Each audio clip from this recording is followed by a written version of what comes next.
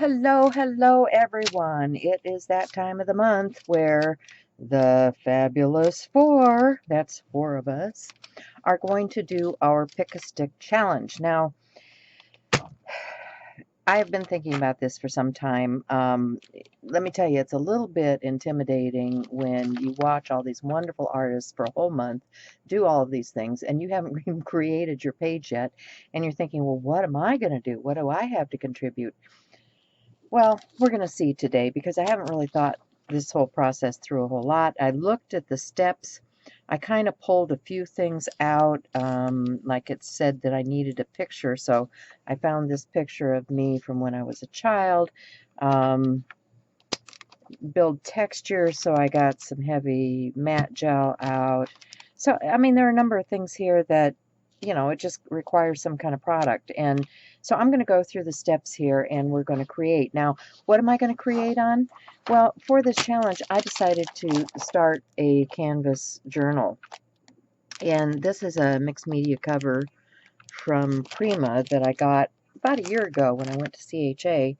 And it looks like it was from 2013 originally, but this is what I'm going to work on because I'm going to put my pages into this journal, and because I may not always work on the same surface, I wanted to have a journal that would accept any kind of page, so that's why I'm doing it this way. So it looks like I have my choice because this is just plain canvas, and then this actually looks like there's a resist on it already. So I think I'm going to work on the resist side because that looks like fun. You know me, I'm ready to try anything. And the first thing here says, create a title in your own typeface font.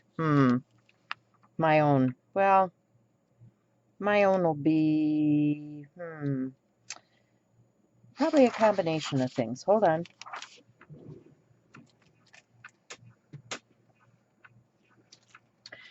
I happen to have these canvas letters. I also have some cutout letters, but I think I want some color on this first. So I think I need to start with that. Let's see. What colors do I want? Now, I thought about using some silks, and let's see what this says.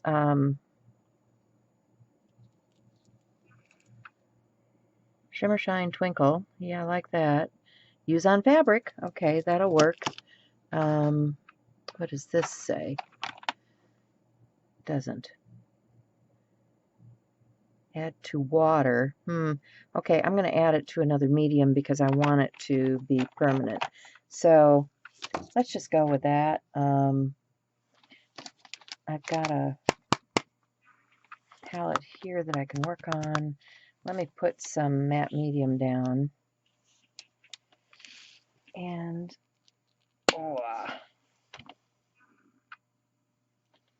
I can add, I want to do a couple globs of that. I want a couple different colors. Okay, we're going to speed things up here a bit. This whole process takes me maybe an hour and a half to create all of this, and then there's drying time in between. So I'm just mixing color in with that medium, trying to create something to get that color onto the canvas. And I want some bright colors. What I was trying to get here was a yellow, and that didn't happen. That pineapple yellow ended up being kind of an orangey color. This one was almost a pinky red, so I wasn't real crazy about that one either.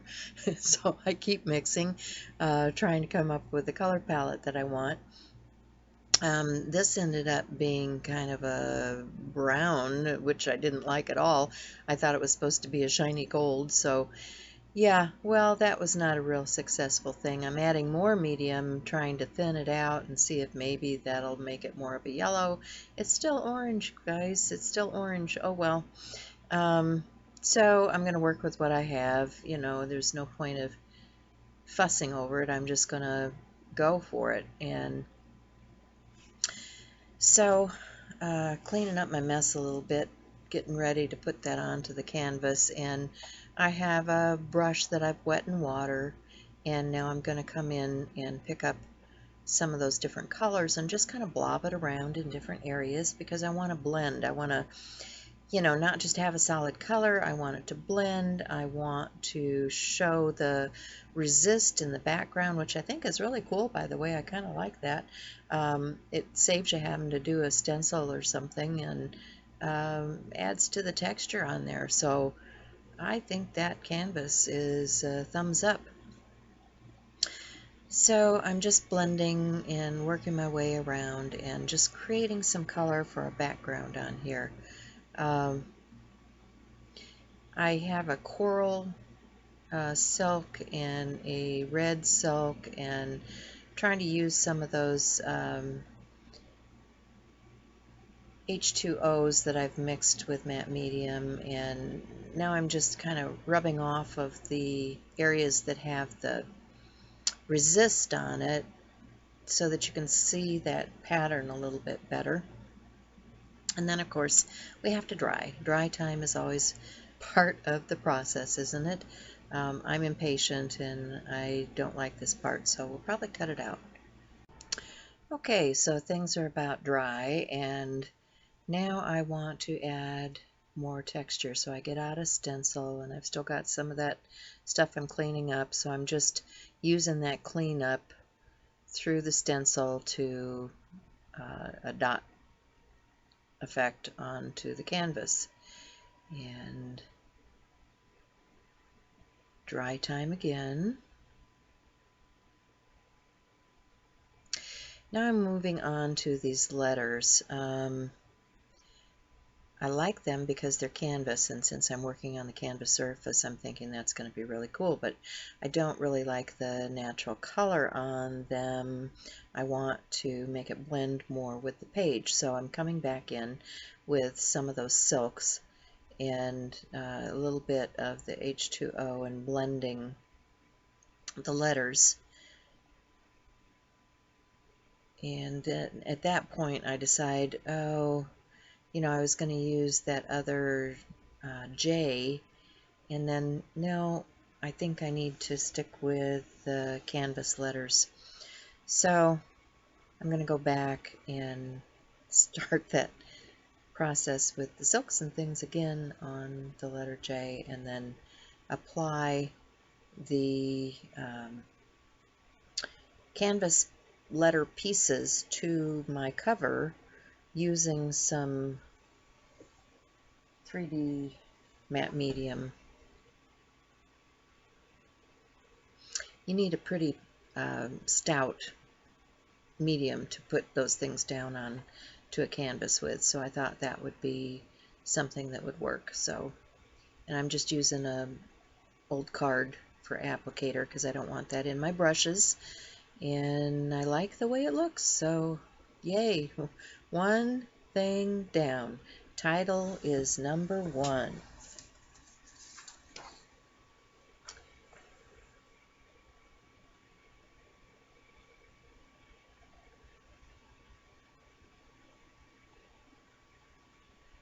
Okay, number 2 is use gears. Well, what am I going to do for gears? Well, I have some canvas that has been gessoed. Actually, I have a whole roll of canvas because my husband had gone to a reuse store and came home with it and said, "Here, honey, look what I have for you." And I said, "Oh, you darling boy."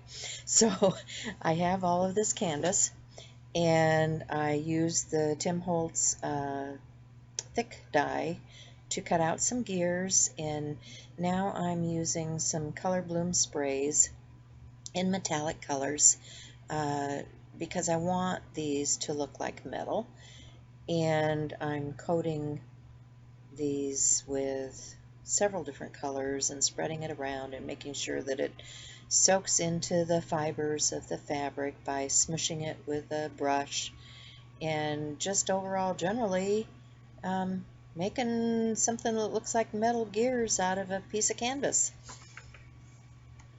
It looks like I'm back to the H2Os there too.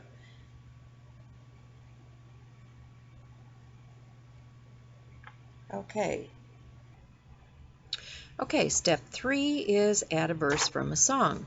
Now, the first thing I thought about with the gears was Earth, Wind, and Fire and spinning wheels, and I thought, no, I want to use another song by Earth, Wind, and Fire, so I went with You're a shining star, no matter who you are, shining bright to see. And I used a star and wrote the text around the edge of another piece of canvas cut into the shape of a star.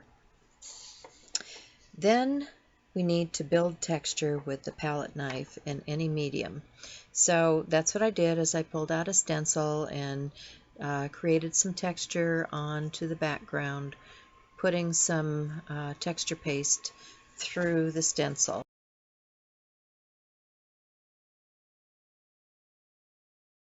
Okay, number 5 is create border elements or elements with scrapbook paper. So I have some scrapbook paper that's kind of fitting for this. It has some words on it that I thought were appropriate for my joy page. And it has courage and beauty and charm and just all kinds of encouraging, helpful, joyful words on the paper. And I thought the black would anchor the piece down towards the bottom, so that's why I placed it there. I'm going to need something to anchor the image that I'm planning on using later on the page. And then the next step, number 6, is sparkles.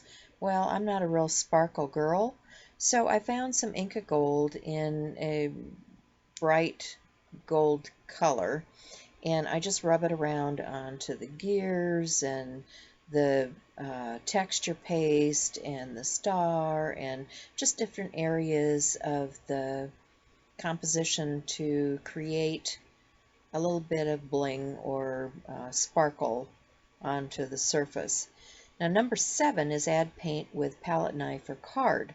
So I got out some of those Dina Wakley paints that I'd used previously. It's a heavy body paint, and I like that for when I'm just going to scrape or do something. So I use my palette knife, and I'm just applying it to the edge of things and, going around surfaces, and like the star there, I'm going around the surface and just adding it in where I think it's appropriate.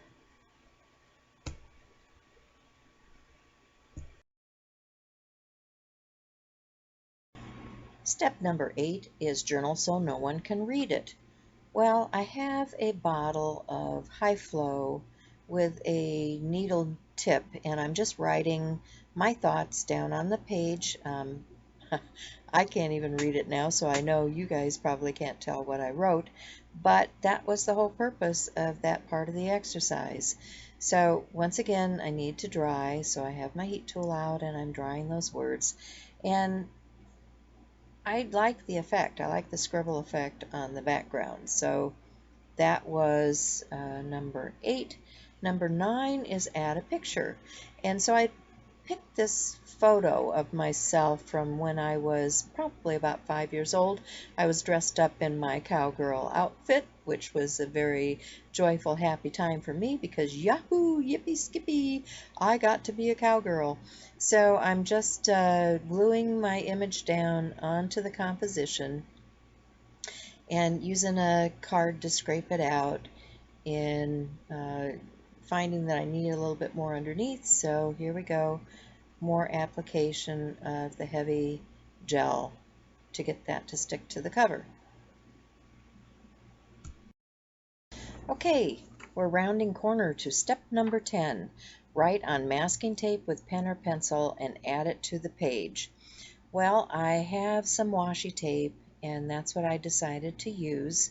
So I tore several different pieces of washi tape and just applied it in several different areas onto the page, and used a little matte medium to glue those down so that they stay stuck once the page is complete. So washi tape is notorious for coming up, and you really need to put something other than just the tape down if you want it to stay permanently. So that's kind of it for the Fab4 Creates. Be sure and watch my other friends. We are going to create a playlist. It'll be available on YouTube, and I hope you enjoyed the whole process, and I hope you made your own pages. Now, I have a little review, so stay tuned.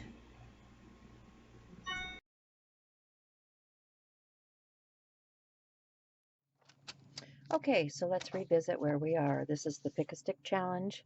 These are the steps. What I did for my book is I came in, and this is a cheap watercolor pad. I'll probably be adding other papers, but my book itself is 9 by 7. So I came in, chopped some pages out, and you can see these are still totally usable for tags or cards or whatever. So it was nice because this was 9 by 12 and I could still maintain this on the padded paper. So remember, I started with this mixed media cover from Prima, and I don't discard these things because look at Cherish Hope, Key to My Heart. I'm thinking Valentine, yeah, has some cute components on here, so I'll cut that up and use it. Then here is my cover, and this is what I've been working on. I decided afterwards, which you may want to think about first, is that because this is a thin piece of foam in between these canvas covers, you may want to stitch around the edge. I didn't think about it until after I had all this stuff glued on, and it was a little difficult, so I couldn't exactly go around the whole edge of it, just because it wasn't going to be flexible with all of these things on here. So I stitched in a couple of areas in here just to tack it and hold it together, and along the edge. And, you know, had I thought in advance about what this composition was, I probably would have stitched all the way around it to start with. So you can see I've been in here and done a few other things. I've added some stitching just with the pen. I've done my pen work, added this little shine star. Remember my theme was Earth, Wind, and Fire, doing You're a Shining Star, no matter who you are. And my theme for this year is joy, because I want to find the joy in life. I want to do the things that make me happy. So for 2016, joy is my goal. So I'm going to add the 2016 in. I'm going to sign this. And then inside what I've done is, here's those papers that I punched, so I can take this out and use them individually, or I can add to it because of the ring binders, and I have some pages that already have some color on them. But that's going to be my little keeper for all of my Pick a Stick challenge. So see you next month, guys. Have fun.